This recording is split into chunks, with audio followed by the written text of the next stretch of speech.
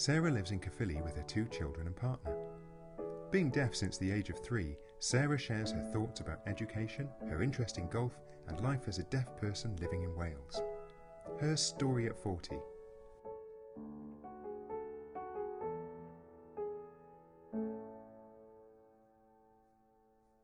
I wasn't born deaf. I became deaf at the age of 3.5. Up until then, I had acquired spoken language and had access to spoken language, which I consider a real advantage compared to those who were born deaf. So those 3.5 years really made a big difference. Interestingly though, my grandparents' brother lived in Swansea and their neighbour was deaf and their family was deaf. So every 3 weeks I'd go along and visit them and they really welcomed me in. And this was a fantastic opportunity because I really had exposure to sign language when I was deaf, because at home my family aren't deaf. They would gesticulate, but I was never really privy to full conversations that they were having at home. And when I think about school attitudes, I remember being in school and teachers saying to me, no, don't sign here, Sarah, because you're an intelligent girl, so you need to speak. And so they considered sign language a failure and that sign language was only for those deaf children who weren't intelligent. And so that was a real conflict for me and really confusing in terms of my identity. Around the age of 15, I remember feeling particularly frustrated because up until then, we played a lot, climbed trees. Basically, I was a bit of a tomboy. I was into everything, running about. But when you get to 14 or 15, your social activities start to change. You start hanging out in the street and just talking.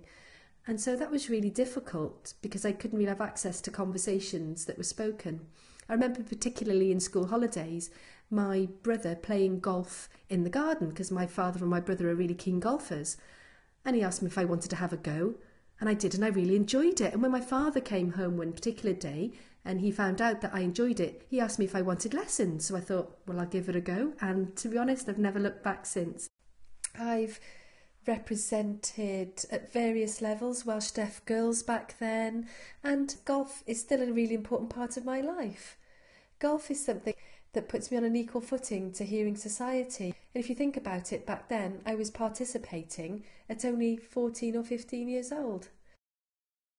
Sarah's interest in golf as a teenager obviously demonstrated her skill and ability, although, like many deaf pupils in mainstream education, when Sarah reached high school, the barriers to learning she experienced did have an impact. I recall one time in school in particular, we had a spelling test. Now I sat in the geography class and I understood the word spelling because we regularly had spelling checks in the deaf unit, but I didn't understand the written word test. And I was sat next to a really promising athlete, Lisa Griffiths. And this is quite a funny story actually.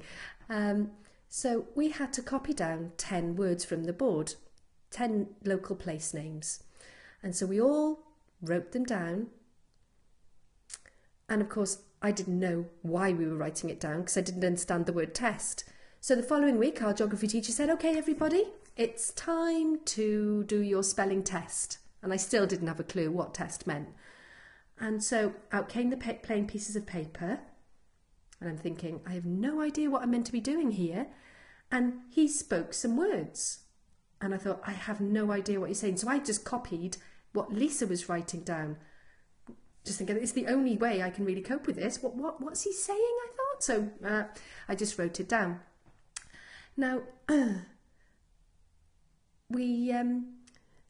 unfortunately, unbeknownst to me, Lisa was not a proficient speller. So everyone else was getting 8 or 9 out of 10. Lisa and I were getting 1 out of 10 and 2 out of 10. And I thought, why have I got a low mark? So when I got home and explained to my father what had happened, he said, this is what a spelling test means. And I thought, oh, now I understand. So then I got 8 out of 10 in future tests because I understood what was being asked of me. It was never explained to me what that particular word meant. But on the other hand, I didn't want to ask or clarify because I didn't want to come across as being stupid. One lesson learnt anyway was that I'm going to be more assertive. I decided to be more assertive and ask and not to be afraid to ask what things mean. For Sarah, technology has always played an important role in helping her to communicate and understand the world around her. In 1979 was the invention of subtitles on television, and I remember one particular Christmas at my grandmother's house, because I would always pester my parents and say, what are they saying on the TV? What are they saying? And that was a bit hard work for my parents. And I think it was Boxing Day, if my memory serves me correctly. But I remember Gone with the Wind was on, and it's a really long film, isn't it? It's a good 3 or 4 hours or something like that. And 1979, December the 26th, I remember the date, that I saw subtitles on television for the first time. And the good thing was my parents could get on and do their things they wanted to do in the kitchen, and I was left watching television, not pestering them, because I could understand what was being said. Now then, as soon as the January sales came on, my dad shot out to the shops and bought a television that had subtitles. I think he was really pleased that I didn't have to hassle him anymore. So that's my first experience of technology. And if we look now at the advancement of technology, I've seen the invention of fax machines, the antiquated text phone.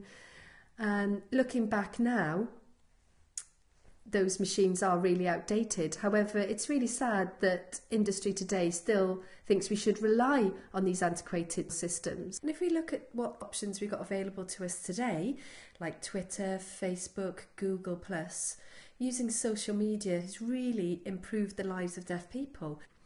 But face-to-face meetings can still be quite difficult. Despite the barriers Sarah experienced when she was growing up, she strived to achieve many great things. I'm the first deaf person in Wales to gain the Duke of Edinburgh Gold Award, and also the first deaf person to establish their own deaf awareness training company, and have done since 2001. And I established this because of the discrimination I faced, and I thought I needed to do something about it. So I deliver deaf awareness training, and I'm also involved in business networks. So yeah, I do a little bit of everything really. Now in 2012 and working as a successful businesswoman, Sarah produces a lifestyle magazine, SL First, that works to promote accessible businesses. She is also passionate about promoting the use of British Sign Language in society as a whole. I gain knowledge from British Sign Language, not from using any residual hearing or lip reading.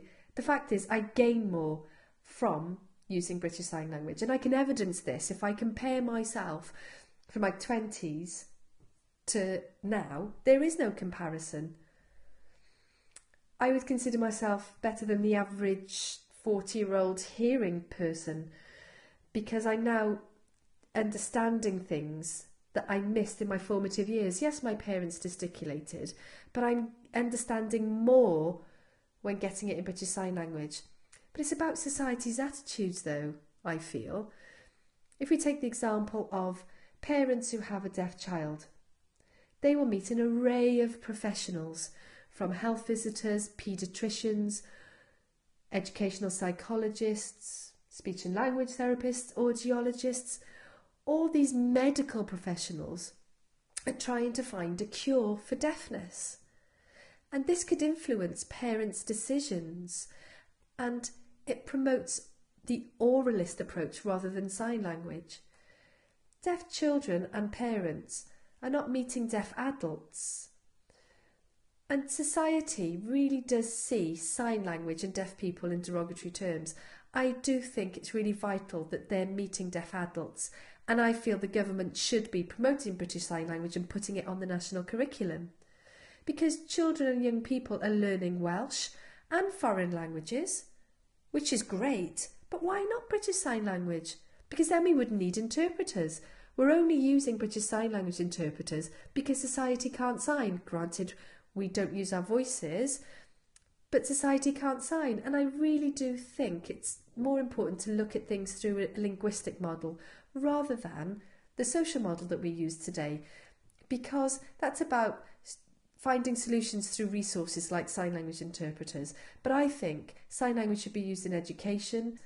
It actually improves deaf young people's life chances. They can become professionals.